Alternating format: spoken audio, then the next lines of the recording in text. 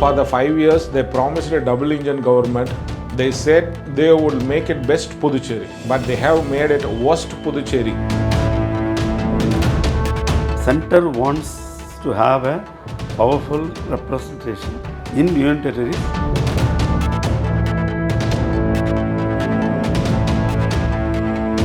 While Tamil Nadu has largely resisted the electoral rise of the Bharatiya Janata Party, the Saffron Party has been steadily expanding its footprint in its backyard.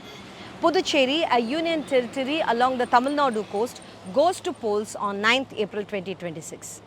In the 2021 Assembly elections, the BJP allied with All India AINRC Congress and became part of the first NDA-led government in this union territory. The alliance continues in 2026 also. This underlines the BJP's growing political and strategical foothold here.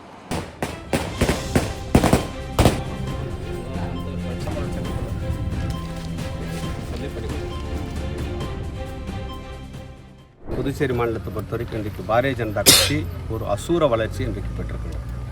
நிறைய நேரத்தில் முன்னாள் முதலமைச்சர் நாராயணசாமி அவர்கள் புதுவை மாநிலத்தில் பாரதிய ஜனதா கட்சியை நாங்கள் நுழைய விட மாட்டோம் என்று சொன்னார்.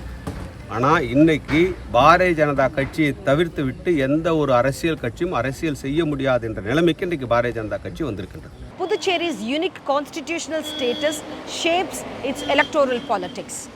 As a union territory with a legislature, the Government of India, through the Lieutenant Governor, retains significant administrative powers, often overriding the elected government. This has historically influenced voting behavior, with many voters seen to favour the party in power at the centre.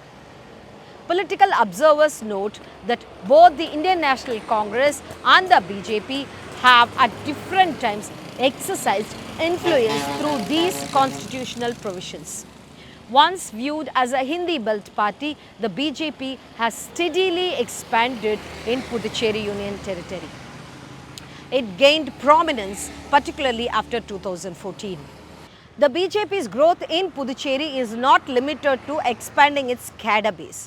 In a region known for its diversity and plural social fabric, concerns have been raised that its activities may be contributing to deepening social divisions. In December 2025, BJP members staged a protest opposing the installation of a Lenin statue at the Lenin Reading House, an institution that has been functioning for nearly 4 decades. இந்த தெரு பேரு Lenin வீதி தான். இதுவும் நீண்ட நாட்களாக அந்த Lenin வீதி, எல்லா வீட்டு பத்திரங்களும் எல்லா போக்குவரத்து எல்லாமே லெனின் வீதியில் தான் இருக்குது. ஸ்கூல் கூட லெனின் இந்த பேரில் தான் ஸ்கூல் இருக்குது. ஆக லெனின்ற பேரில் முதல்ல இங்கே உருவாக்கி லெனின் வீதி வந்த பிறகு லெனின் படிப்பகமும் அதேமாதிரி நல்லா பயன்படக்கூடிய வகையில் நாங்கள் செயல்பட்டு வந்தோம். அது திடீர் நாங்கள் இந்த லெனின் சிலை ஒன்று அரை சிலையாக வச்சுருந்தோம். அது முழுவதும் சிலையாக கொண்டு போவோம். அது லெனின் சிலை இப்போ 4 வேளை சிதிலம் அடிச்சிச்சு. இந்த தொகுதி மக்கள், இந்த தெரு மக்கள், அனைத்து கட்சியெல்லாம் சேர்ந்து ஒரு 10 லட்ச ரூபா மதிப்புள்ள சிலையை நாங்கள் மன்றத்து உள்ளார தான் எங்கள் மன்றத்து உள்ளார நாங்கள் பயன்படுத்துவது உள்ளார உருவாக்கணும். அதை திடீர்னு புதுச்சேரியில் ஒரு இந்துத்துவ சக்திகள், மதவெறி சக்திகள் இன்றைக்கி ஆர்எஸ்எஸ், பிஜேபி, இந்து முன்னணி ஆயுதங்களோட திரண்டு ஒரு விநாயகர் சிலையை எடுத்தாந்து இதுக்கு முன்னால் வச்சு பாரத் மாதா கி ஜெய்ன்னு சொல்லி அவங்க வழக்கம் போல் எல்லாம் ஆக்கிரமிப்பு செய்யலாம். அந்த வேலையெல்லாம் திருப்பரங்குன்றத்தில் பண்ண அட்டகாசத்தை இங்கேயும் செஞ்சு ஒரு வகுப்பு கலவரமாக இந்த புதுச்சேரியை மாற்றணுன்ற திட்டமிட்டு வந்தாங்க. அதே நேரத்தில் எங்களுடைய பொறுமையும் மக்களுடைய பேராதரவும் எங்களுக்கு ரொம்ப அதிகமாக இருந்தது. அதன் விளைவாக அவங்க திரும்பி ஓட வேண்டிய சூழ்நிலை வந்துச்சு. Social activist Bashir alleges that several policies were implemented despite public resistance. For the 5 years, they promised a double engine government. They said they would make it best Puducherry, but they have made it worst Puducherry. We have become a testing lab for the central government, that they are misusing the law in Puducherry. They have appointed 2 non-Muslim members to the Waqf board who follow the RSS ideology. This is the first time in India such a thing is happening. The impact and demand this has created fear and tension among the minority community. We demand the government to stop this dangerous experiments. Stop destroying our peace and respect our democracy. We want justice for the Puducherry. Former Puducherry Chief Minister and senior Congress leader V. Narayanasamy has repeatedly accused former Lieutenant Governor Kiran Bedi of running a parallel administration, often overstepping her mandate and bypassing the elected government. You will only say what I say.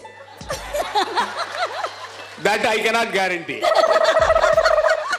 Narayanasamy even staged a rare protest in front of the Rajnivas. While these allegations come from a Congress government in opposition to the BJP, similar constraints appear to persist even under the current All India NR Congress BJP alliance, prompting Chief Minister N. Rangasamy to publicly admit that he lacks adequate powers to govern. These tensions have also reignited a long-standing demand greater autonomy for Puducherry. The Puducherry Assembly has passed resolutions seeking statehood more than 10 times, but they remain unimplemented. I saw the clips of how NR Congress leader, your party founder, Rangasamy says he lacks power, he lacks absolutely right. decision-making power. In the last 30 years, Congress was ruling. In Puducherry, Congress only was ruling. They were also not able to get. Now it is a different party. Even though we are in alliance, it's also another party. So what I mean to say is, whoever at the center are reluctant to delegate the democratic powers to the elected government, whoever it be. Amidst this political tug-of-war, many voters say their everyday concern remains unaddressed. Issues like poor roads, unregulated traffic and open drainage, lack of regulations to address tourist influx continue to persist across Puducherry. If you see in terms of water, in terms of its drainage system, in terms of its water side, in terms of its electricity and everything. So because of the tourist influx, so much of tourist influx throughout the year and throughout the days, what happens is there are many more hotels, homestays, unlicensed homestays, many more hotels, restaurants, roadside restaurants and everything. So it is bursting at the seams, and it's also it is a old French town which has a grid plan, which does not allow for, usually does not naturally by its plan, it does not allow for heavy traffic. Because it is a kind of a net kind of a plan, grid plan, it does not allow for, there are no big thoroughfares in Chennai like you can reroute or anything like that. It's a small town within the boulevard, which is surrounded by a big boulevard, and then one side you have the beach. So it puts a tremendous strain on the infrastructure which we have. But the problem is that also all the old houses and everything within the boulevard is getting demolished. They are turning into commercial blocks, and so whole of the town is becoming a kind of a commercial district.